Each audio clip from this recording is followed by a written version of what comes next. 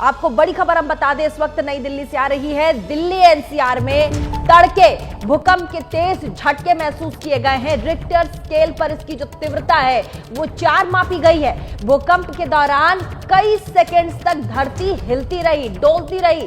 भूकंप का जो सेंटर है वो दिल्ली के धौला कुआं के करीब बताया जा रहा है, इसीलिए झटके इतना ज्यादा तेज महसूस लोगों ने किया कि वो घरों से बाहर निकल गए।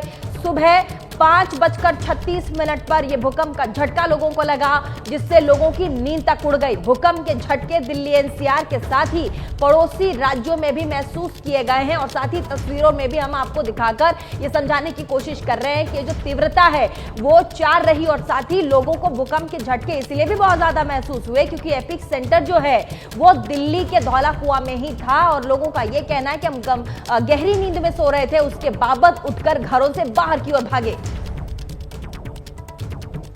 आज की सुबह दिल्ली वालों की भूकंप के झटके के साथ हुई और झटका भूकंप का इतना तेज कि दिल्ली वाले गहरी नींद में सोते सोते उठ गए। फिलहाल जिस जगह हम मौजूद हैं यह है नेशनल रेल म्यूजियम दिल्ली का, जो कि चाणक्यपुरी धौला कुआं के इलाके के आसपास लगता है, आता है। और फिलहाल मैं आपको जानकारी के हिसाब से बता दूं कि इस बार जो एपिसेंटर है, केंद्र है भूकंप का दिल्ली में, आज की सुबह के भूकंप के झटके का वो खुद दिल्ली है। और जो जानकारी मिली है उस हिसाब से धौला कुआं झील पार्क के आसपास का इलाका जो है वहां पर इसका एपिसेंटर था, जमीन से 5 किलोमीटर नीचे। और जो नापा गया है वो मापा गया है 4 जो भूकंप था वो मापा गया है। तो आप सोच सकते हैं कि जो भूकंप था उसका झटका कितना तेज था। एक ही झटका था 5:36 पर, लेकिन उस झटके ने, उस वाइब्रेशन ने, उस आवाज ने लोगों को गहरी नींद से जगा दिया।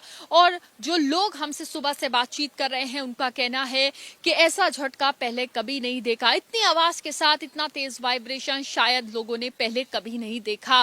लेकिन फिलहाल राहत की बात यह है कि अभी तक जो जानकारी आई है उस हिसाब से किसी भी जान और माल का कोई नुकसान नहीं है, जो बहुत बड़ी राहत की खबर दिल्ली वालों के लिए है।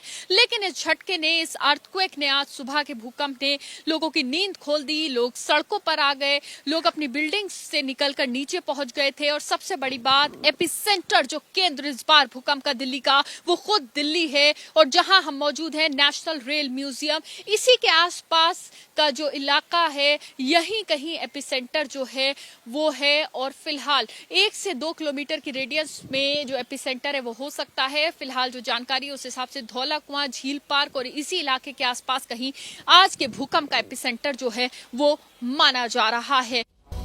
और देखिए, नई दिल्ली रेलवे स्टेशन पर अब हादसे के बाद अब जवानों की तैनाती तो कर दी गई है, जो कि आने जाने वाले यात्रियों की मदद के लिए। साथ ही लोगों से व्यवस्था बनाए रखने की अपील भी की जा रही है। कतार में खड़े होकर ट्रेन के अंदर जाने के लिए कहा जा रहा है। देखिए, 15 फरवरी की रात को नई दिल्ली रेलवे स्टेशन पर हुए हादसे के बाद अब यात्रियों के जनसैलाब को संभालने के लिए सीआरपीएफ, आरएएफ और आरपीएफ जवानों की तैनाती की गई है, जो यात्रियों से अपील कर रहे हैं कि लाइन में लगकर ट्रेन के अंदर चढ़ें। आरपीएफ के जो जवान हैं, इंस्पेक्टर लेवल के अधिकारी भी जो है वो यहाँ पर मौजूद है और बाकायदा माइक्रोफोन लेकर के ये जहाँ पर अपील की जा रही है यात्रियों से कि वो लाइन में लग करके ट्रेन को बोर्ड करें। जवानों की तैनाती रेलवे स्टेशन के हर गेट के सामने की गई है, जो यात्रियों की मदद कर रहे हैं। यहाँ पर जो है वो यात्रियों को कहा जा रहा है कि कोई भी भीड़ जो है वो कोई भी जल्दीबाजी ना करे, आराम से जो लोग हैं अपना सीट जो है वो ग्रहण करें। नई दिल्ली रेलवे स्टेशन पर हादसे के बाद कड़ी व्यवस्था को लेकर लोगों ने भी इसकी तारीफ की है। आज की व्यवस्था बहुत सुव्यवस्थित लग रही है अभी तक। अच्छा, बहुत स्मूथली तरीके से आप लोग आ गए। बहुत अच्छा। आज बड़ा अच्छा लगा, मतलब आराम से सबको यात्री को अंदर गिरा दिया जो भी है।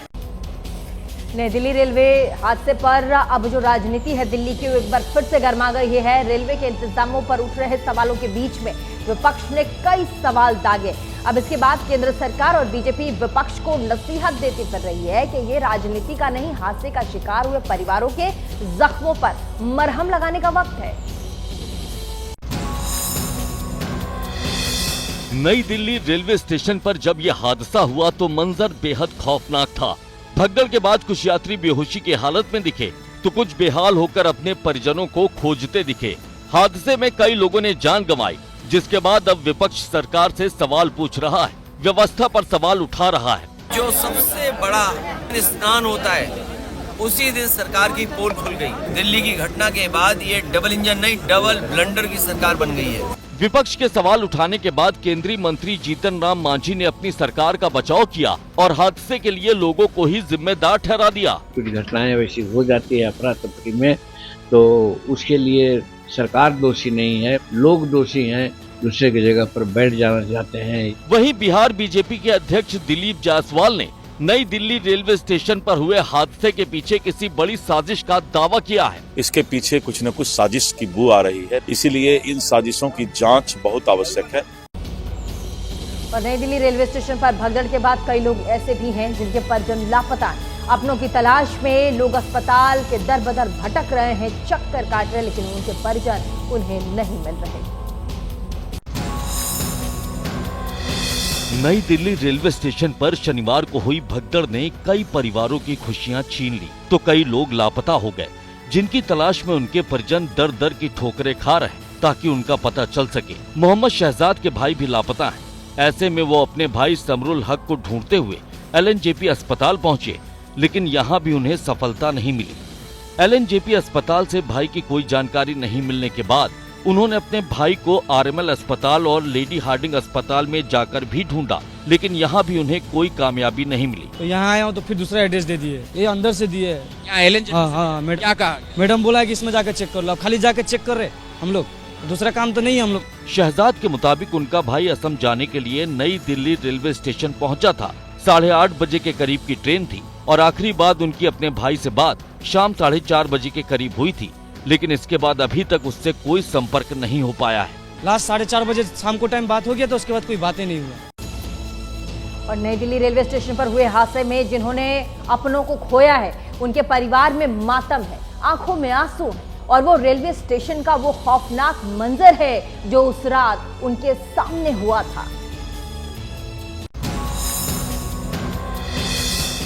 आंखों में आंसू, दिल में दर्द। ये तस्वीर है बिहार के मुजफ्फरपुर की, जहां की रहने वाली 11 साल की मासूम सुरुचि की नई दिल्ली रेलवे स्टेशन पर मची भगदड़ के दौरान जान चली गई। सुरुचि अपने नाना नानी के साथ प्रयागराज महाकुंभ जाने के लिए नई दिल्ली रेलवे स्टेशन पर पहुंची थी। तभी वहां भगदड़ मचने के बाद उसकी और उसके नाना नानी की मौत हो गई। इस दर्दनाक हादसे के बाद पूरे गाँव में मातम पसरा हुआ है। नई दिल्ली रेलवे स्टेशन पर भगदड़ में जान गंवाने वालों में बिहार की आशा देवी का नाम भी शामिल है, जो अपने भांजे की शादी में शामिल होने के लिए बक्सर जा रही थी। उनकी मौत की खबर जैसे ही उनके परिजनों को मिली तो पूरे परिवार में कोहराम मच गया। मेरी माँ नहीं है, चाचा का हुआ। अब तो दिल्ली स्टेशन पर बड़ा जबरदस्त भगदड़ हुआ, जिसमें माँ जो है सो मृत लोग को प्राप्त कर गई। नई दिल्ली स्टेशन पर 15 फरवरी की रात भगदड़ मचने से 18 लोगों की दर्दनाक मौत हुई है, जिनमें से बिहार के 9 लोग शामिल हैं।